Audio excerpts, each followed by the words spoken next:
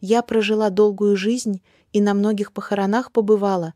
Вижу, кладут в гроб расчески, очки, книжки, газеты. Думаю про себя. Милые мои, зачем это покойнику?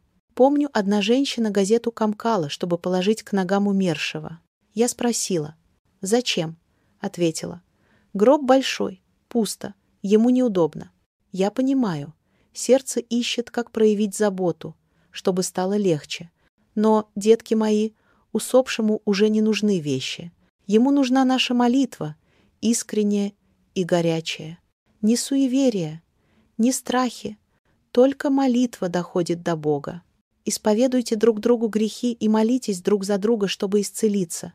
Много может усиленная молитва праведного. Иакова 5:16.